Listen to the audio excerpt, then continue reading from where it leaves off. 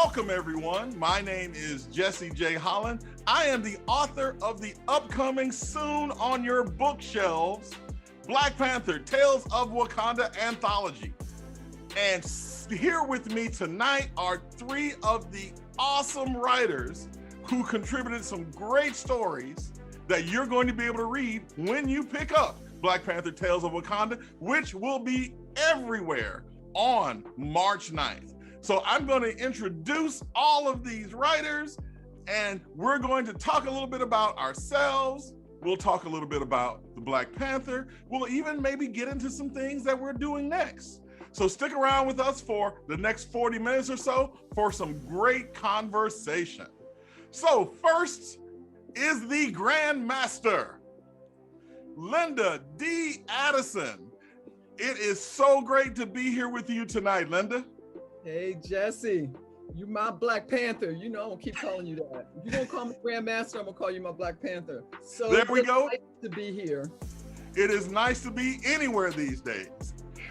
Coming up next, of course, is Milton Davis, the man with the hat. Hey, Milton, my man, so great to see you tonight. It's great to be here, great to be seen, as they say.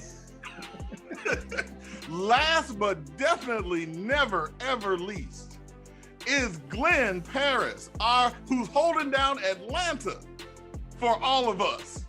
The real Wakanda in America is Atlanta, and Glenn's holding it down for us, right, Glenn? ATL all day long. How you doing, Jesse? It is absolutely great to be with the three of you tonight. Once again, Black Panther Tales of Wakanda will be in bookstores and available online through your reading apps and orderable everywhere on March 9th. Remember, pick up this book and think about getting it from some of our independent and Black-owned bookstores, because after the pandemic, they need all the help that they can get. So we're going to talk a little bit of Black Panther tonight. So I'm going to go through a couple of questions, and I'm just going to throw it out there and let our great writers write. I'll let our great writers talk. So Linda, let's start out with you. Yes. What made you decide to take part in Black Panther's Tales of Wakanda? You are a Grandmaster. You have a Bram Stoker. You know what? Let's just show us your Bram Stoker. Let's see it right now. Okay, this is the latest. No. The latest. Did y'all hear that? The latest Bram Stoker. I have 5. I was the first Black to get 1, so it's been it's been a run. But now there's more Blacks that have gotten it since me, so that's wonderful and delightful, because me drinking by myself in the Bram Stoker room, it's not a good look. I'm just saying. So with all of that, with all of your awards, with the fact that you're a Grandmaster, what made you decide to take part in Black Panther Tales of Wakanda? Well, I mean, there's 2 things, right? First of all, Black Panther. I mean, world-changing, life-changing on every level, from economics to social. That's the whole thing.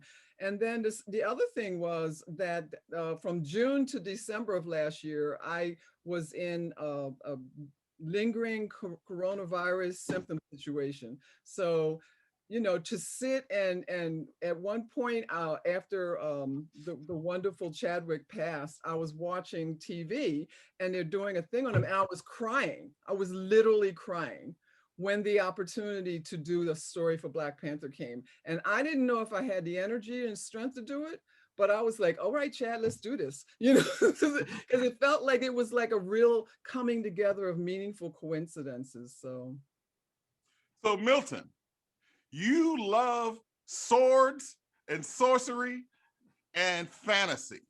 What made you bring that flavor to Black Panther Tales of Wakanda? Well, I have to agree with Linda. It was about the fact that it's Black Panther, and the other was because I have a large amount of respect for Chadwick Boseman and what he did, and this is my kind of way to having the opportunity to pay homage to him. And I feel like there's a synergy between Black Panther and Sword and Soul. So this is an opportunity to be able to show that within the within the confines of Black Panther. So I was really excited about doing it. Now, for those of us out there who don't know what Swords and Soul is, explain to us what you mean by saying Swords and Soul.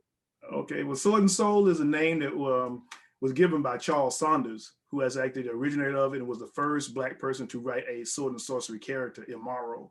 And Sword and Soul is basically sword and sorcery that is based in African diaspora cultures and traditions. All right. So, Glenn, What's I up? have seen Glenn's work, and Glenn is awesome. Glenn, what made you put away some of the stuff you were doing? Because, you know, if you don't know out there, writing is time consuming. What made you set aside some other stuff and pick up the pen and write Black Panther? Well, Black Panther and I go back way, way, way back. I remember back in the 1960s, must have been about 68 or so, in a barbershop, I read the Fantastic Four issue where he first appeared.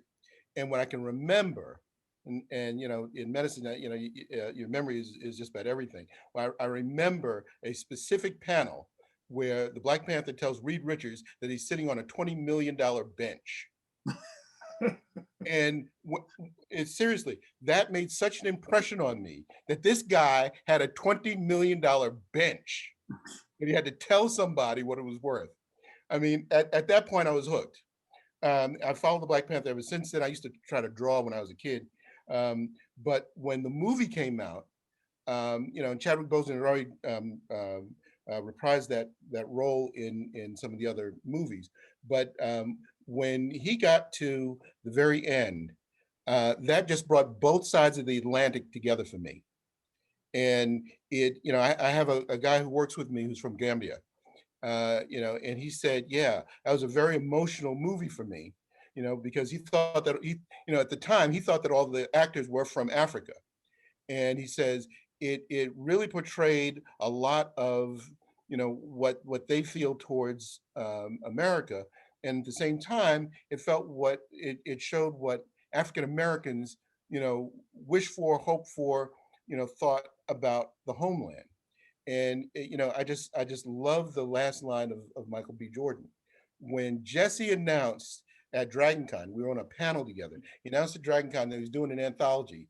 I mean, I just couldn't shut my mouth and said, Jesse, can I contribute to it? And he's like, you know, and it was so funny because it was, who is this guy, Glenn Paris? It's like, yeah, sure, send me something. And I will tell you, Glenn kicked the door in.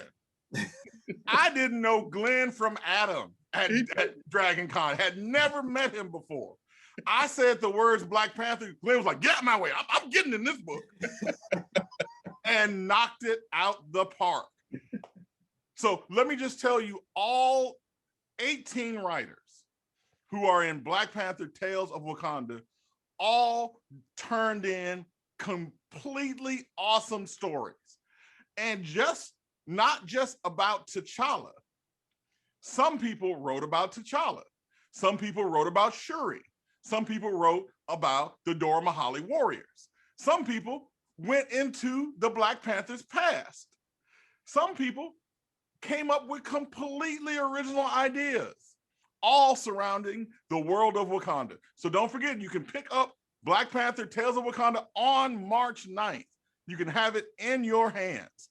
But I'm going to take 2 seconds here to say, Glenn, let me just tell you, I know that first appearance of Black Panther was in Fantastic Four back in 1966. So let me just tell you, I read it as a back issue because I wasn't alive back then. So you might want to just reverse that a little bit and say, no, you picked up the back issue. You didn't read it when it first came out, right? Yeah, I didn't read it when it first came out because I couldn't read then. But there you go. I was 8 years old and I was in a barber shop, and it was 68, so it was a couple years old. They got some used comic books, had a box of them, but that one I read. That one I read from front to back. 8 years old. That brings up a really great question. The Black Panther exists in the Marvel universe, the Marvel Comics universe, the Marvel Cinematic Universe, and the Marvel Literature Universe, which we have all of these great books about the Black Panther being told by these great writers. So, Linda, what was your first introduction to Black Panther? Was it the comic book? Was it the great comic series that they did on BET with Reginald Hudlin directing it? Or was it the movie? What was your first introduction to Black Panther? I'm actually going to say it was the movie. I mean, I was aware of his existence in the comics, but it was the movie that did it for me. And as I said, watching it brought tears, chills, breathtaking, laughter, everything. And then to go on and see how much it changed the world, what an impact it made, was everything. Milton, what was your introduction to the world of Wakanda? Well, I knew about Black Panther from the comics. I'm a casual comic collector, but two of my best friends are like the serious comic collectors. You know, the guys that go into a comic book store and read 10 comic books and then buy one. And those are my friends. So I knew about Black Panther. I read them occasionally, but the impact, I'm like Linda, the real impact of it hit me when I saw the movie. And because of how it was presented, and also writing Sword and Soul for so long and doing research in Black and African culture, I'm looking at the way they set up everything, and I'm seeing all this different symbolism from different cultures in Africa. And I'm sitting there with my wife saying, hey, they got that from the Yoruba, they got that from the Zulu. And my wife's like, will you just shut up and watch the movie? But that's what really captured me and really got me excited about Black Panther. Well, I will tell you that I was like Glenn. I've been reading comic books since I was 5. And my father, which I didn't know this until maybe only about 3 or 4 years ago, my father was a comic book collector. So he stopped at one point, but he stopped before I was born. So when I started collecting comic books, I'm thinking I'm all rebellious and unique. And I'm doing a radio show maybe about 5 years ago. And the radio show host, as a surprise to me, brings my parents on. So I'm in Washington, my parents are back in Mississippi, and the host goes, and here's your father. And he asked my father, well, how did your son start reading comic books? My father was like, it's because I read comic books. And I'm like, what? He was like, yeah, I collected comic books when I was a small child, 10, 11, 12. Everybody in the neighborhood used to come over to our house to read my comic books. And I was like, so where are these comic books? Why have I never seen them? He was like, well, back in 1977, your grandmother told me to come get my comic books out of her house. And I didn't quite make it there in time, so she threw them all in an incinerator. I'm like, no. He was like, I had the original Spider-Mans, I had Zorro, I had Superman, because he was collecting back in the early 1940s and 50s. Mm. He had them all, and they ended up in an incinerator before he could give them to me. So when my mom called me and said, come get your comic books out of my house, I drove a U-Haul from Washington, D.C. to Mississippi just to get my comic books. So I'm also one of those people like Glenn. I grew up in the comic book medium. I've been reading, I followed Black Panther from Fantastic Four to Avengers to the unfortunately named Jungle Action to Marvel Comics Presents to the great runs by writers like Christopher Priest, the great runs by a writer like Ta-Nehisi Coates. I followed him all the way through because this character means a lot to me, not just as a comic book fan, but also as a Black man. So I want to ask y'all this question about T'Challa and the world of Wakanda. What does this character mean to you? What has been the impact of the Black Panther and this mythology that the world just loves, Linda?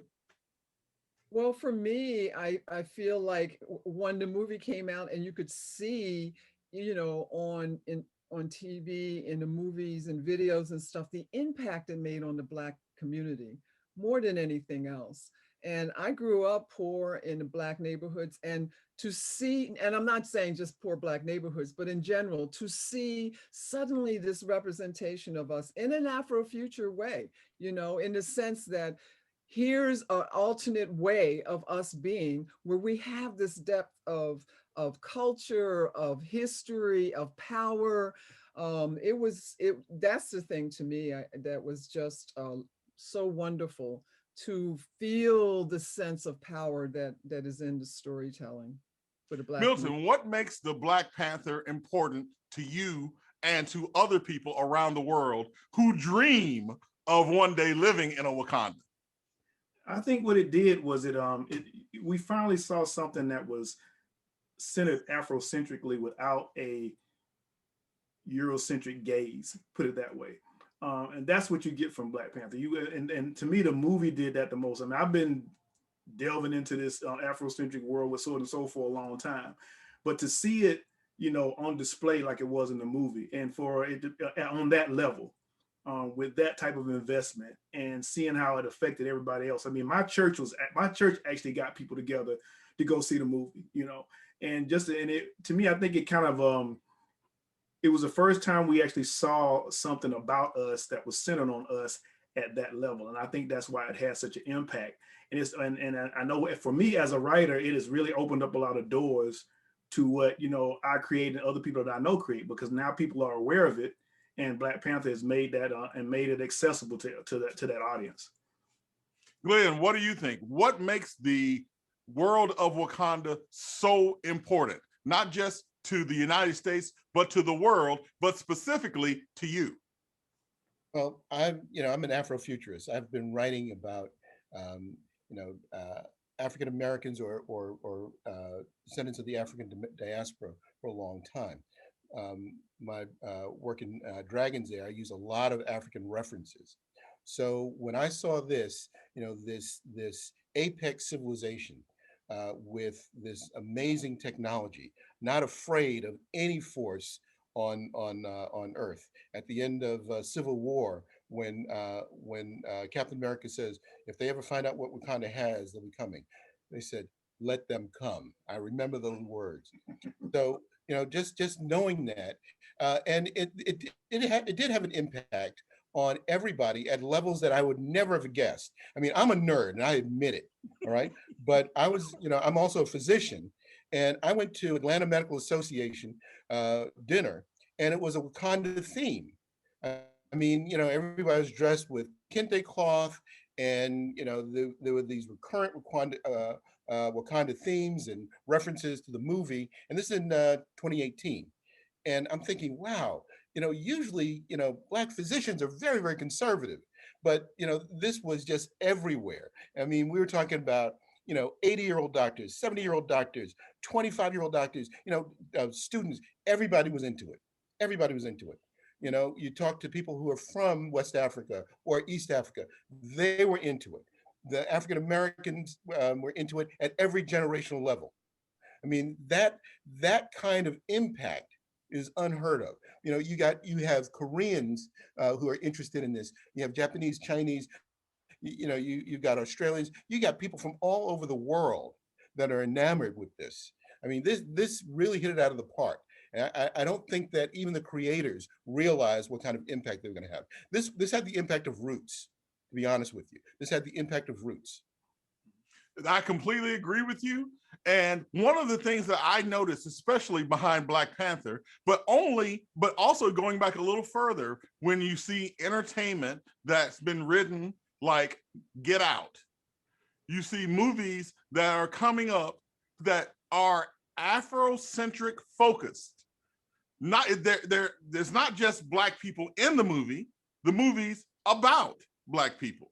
And we've talked a little bit about this privately, but I'm going to bring it up here on air as well. It's only been maybe in the last 20 years where the door has opened for Afrocentric writers in the realms of comic books, in the realms of science fiction and fantasy, in the realms of horror, and in the realms of television.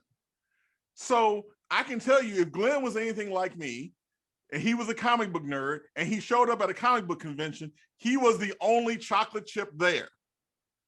Or if he went into a comic book store, he didn't have to worry about anybody else in there mistaking who he was, because they could look and see who he was, and the comic book store owner knew his name because that was the only Black person he saw in there. So these worlds have completely opened up. And Linda, we were talking earlier about when we go to these science fiction conventions. In the good old days, we'd be alone at the bar looking around trying to see if we can find anybody else in the crowd doing the same thing we do. Has that world changed, Linda? I rarely even looked around because I've been doing this for 45 years. And when I went to conventions, if there was one other brown skirt person in the audience or in anywhere, it was like, you know, some kind of magical hookup. But now it's different in many ways, but not, you know, it's still, but now it's a lot different than it was 40 years ago for sure. Milton, sorcery, swords, soul. Are you alone in this area, or are there other people out there now who you can find, who you can talk about these things with? It's changed a lot. When I first met Charles back in 2008, he was the only other person that I knew of that was writing Sword and Soul the way it is. I always felt like there had to be other people there because I know I'm not a genius. I'm not the first person to sit down and come to doing this stuff. It's just too much stuff out there.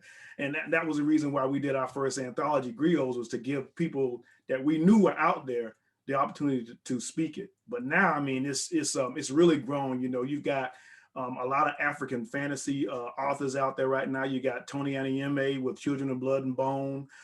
You got other gentlemen that I know, Royer, who has a comic book called Malika that just got picked up by Dark Horse. So you got African-based fantasy at a much higher level than it was years ago. And a lot of that, I think, has to do with the fact of Black Panther and realizing, and people realizing that this is something that everybody's interested in. You know, it brings a new perspective, a new flavor, and a new energy to sword and sorcery. And it's been picking up like wildfire. So Glenn, it sounded like you had some of the same experiences I did going to the comic book store. And I finally got to the point where I started bringing my boys with me because I got tired of being in there by myself. Even though they didn't want anything, I'm like, y'all just got to roll. We just going to all roll together so I won't be in this place by myself. Was that your experience as well, Glenn? Well, no. See, I grew up in New York. So, you know, in the section of, Hollis, Queens, all right? So, we grew up in a place where, we could go down to the candy store and we could buy comic books, and it was just us. We could go to the, I went to school in the Bronx, and we could go to a newsstand. I could pick up comic books, in Manhattan. So I actually had a situation where I wasn't the only one, but, among our folks, I was the nerd, and it's like, okay, what's with this guy in the comic books? I do remember with my best friend when we were in college, I went to the University of Mississippi, and every Wednesday, Memphis, Tennessee, to go to the one Black-owned comic book store that Memphis, Tennessee had. And we'd go to our pull boxes and pull out the comic books that we had told Larry to pre-order for us and head from the bookstore to Crystal Burgers. And we'd sit there and we eat our Crystal Burgers and read comic books. Got to the point where the manager of Crystal Burgers, we had a standing order. He knew, oh, it's Jesse and Rodney. Come on, man, sit down here. I got your order in just a minute. Now, when they start recognizing you in a fast food restaurant, you've been doing something for way too long. Now, if you're enjoying this conversation, I want everyone to know that you can hear more writers like Linda, like Glenn, like all of our writers, like Milton. You can hear all of us speak later on this year. In fact, in a couple of weeks at the great Dillard University, coming up on March 10th, all of these writers you see here on screen and more, Cherie Renee Thomas, Keoko M, Danny and Daryl Jerry, will join everyone you see here on screen, and we will be facilitated by the great Dr. Mona Lisa Saloy.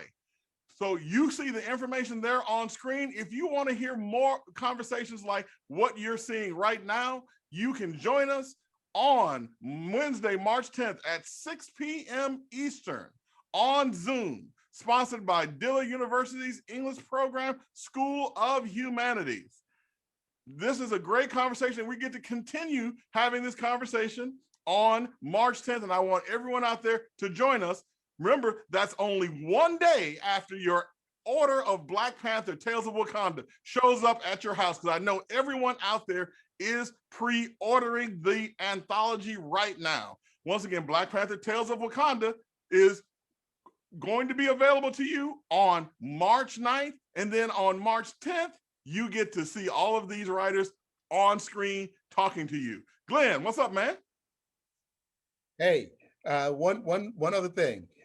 Supposedly, there's an audio book coming. Okay. Oh, not supposedly. Okay. Okay. Not supposedly. Not only will you be able to read Black Panther Tales of Wakanda, you're also going to be able to listen to it. An audiobook of these great stories will soon be available. We're still working out some of the details on who's going to be reading it, who's going to be featured on it, but you will get a chance to not only buy an audio CD, it's going to be available on Audible. So not only can you buy it and read it, you can also buy it and listen to it. It's going to be great for everyone.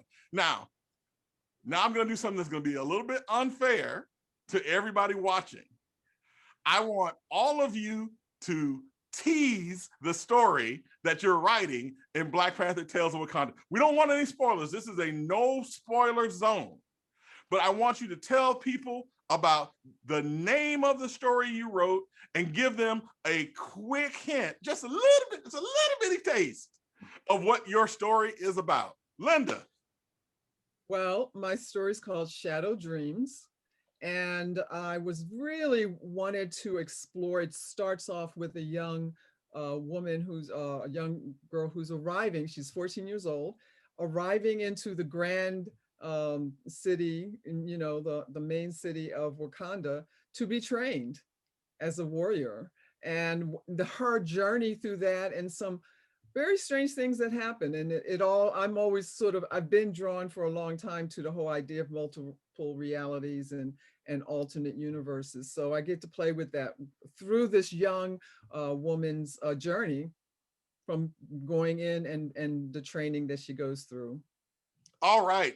I can tell you, having read Shadow Dreams, that it is just awesome.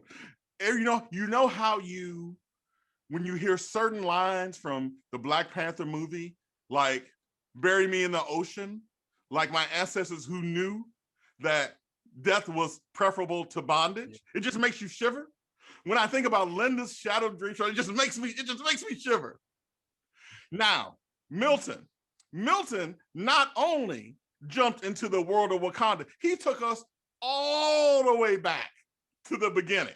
So Milton, tell us the name of your story and give us a hint on what it's about. Okay, the name of my story is The Monsters of Menanagai. And it actually came from a story that T'Challa told another character in the comic book series about Bashinga. And it was when I was doing my research, that was the one character that resonated with me because it kind of touched on what I normally write. So what I decided to do was to go back to that story that T'Challa told and flesh it out and give more details to it. And the only other thing I'll say about it is that there was one question about the Wakanda universe that always nagged at me, and I didn't really find an answer to, so I decided to answer it myself. And that's what the greatest literature has always been about, having a question and finding a way to answer it. Now, Glenn, we're not going to give away all of the good stuff in your story, but tell us what you wrote, tell us the title of your story, and give us a hint of not only the world of Wakanda, but perhaps even the larger Marvel universe that it contains. All right, so my story is called The Undecide of Darkness. And this takes place over 100 years ago, and it's about one of T'Challa's ancestors. There's a delicate truce that exists between Wakanda and Atlantis, and has for a long time. This ancestor of T'Challa, a Black Panther, has to very delicately weave that truce and preserve it before there's a catastrophe that envelops all mankind. Oh, nah, come on. You can't just tell me that you just cannot wait to see how that ends. And this is just a small taste of all of the great stories you find inside Black Panther, Tales of Wakanda. I personally told a story myself in there that also answered a question I had about T'Challa and the religion of Wakanda. You know, T'Challa's patron patron goddess is Bast. Bast adopted Wakanda because Bast originally was from the Egyptian pantheon. So she adopted Wakanda and made Bashinga and his descendants her stewards. But she never said for how long. So I pick up in faith the question of how long will the Black Panthers be Bast's chosen rulers of Wakanda? Because you know, sometimes things change. So with all of these great stories, you get to answer some questions that you've had about the world of Wakanda. You get to read some of the great work that all of these writers have put in to these tales. So before we wrap up tonight, because believe it or not, it's almost quarter till the top of the hour. So before we wrap up, I want to know what all of you are doing next, because I know all of us are always working on multiple projects at the same time. While you're writing Black Panther, you're also, if you're like most of us, you're also working your day job. Yep. But then you have 2 or 3 folders on your laptop with everything else you're working on at the same time. So I want to know from each of you, what are you doing next? Linda, what can we see next from you? Well, if you go to my site, Linda Addison Poet, you'll see I have quite a few poems, nonfiction coming out. And the thing that I'm working on right now is my first science fiction novel. It's hard fiction, it's hard science. And it again plays with the idea of multiple universes. It's far, far in the future. I mean, I've always been very much into quantum physics, so I get to play with that too. So I'm having fun with it. Not only is Linda a grandmaster, not only is she a multiple Bram Stoker Award winner, she's now an expert in quantum physics. Oh my goodness. Can I not be more impressed? Milton, what can your fans who are going to start following you from Black Panther to whatever comes up next, where can they find you next? Well, actually what's coming out next for me is another anthology called Cyberfunk. And it's basically taking an Afrocentric turn for the cyberpunk genre. And that's going to be dropping pretty soon. So I'm really excited about that. And there'll be me and a bunch of other authors in there. And so that's what you should be looking for next from me. Where can people find you? They can find me at www.mvmediaatl.com. Me and all right. So Glenn, I know you working hard. Glenn is one of the hardest working men in the ATL. So I know you got a bunch of stuff coming up. Tell us about it, Glenn. I do. So I got the sequel to my mystery doc series, The Renaissance of Aspirin, coming out. I won't share the title just yet because it's not published yet, but it features one of the very interesting characters from the first book. I'm working on the prequel to Dragon's Heir, the Archaeologist's Tale, science fiction book coming out from Outland Entertainment. And I'm working on a series of vampire short stories, a collection of those that include Unbitten, A Vampire Dream, The Tooth Fairies, and Red Rose Rain. Wow. So not only are all of these great writers appearing in Tales of Wakanda, you can find them everywhere else. Glenn, you forgot to tell us, where can your fans find you? At glennparis.com. So you remember those websites? Go and follow them on not only on their websites, but also on social media. Keep in mind that once again, on March 9th, you will get your copy because you're going to go pre-order Tales of Wakanda right now. You're gonna switch over to another screen and go to Amazon, Barnes and Nobles, or your independent Black-owned bookstore, and you're gonna reserve a copy of Black Panther, Tales of Wakanda, so it'll show up on March 9th. But don't forget, you can also find us on March 10th at Dillard University, online, not at Dillard University. You can find us online, doing a program with Dillard University, the Louisiana's first HBCU, where you can find the 3 great writers you see on screen now, Linda, Milton, and Glenn. But you can also see Cherie Renee Thomas, Keoko M, Danny and Daryl Jerry, and of course myself on March 10th, Wednesday, March 10th at 6 p.m.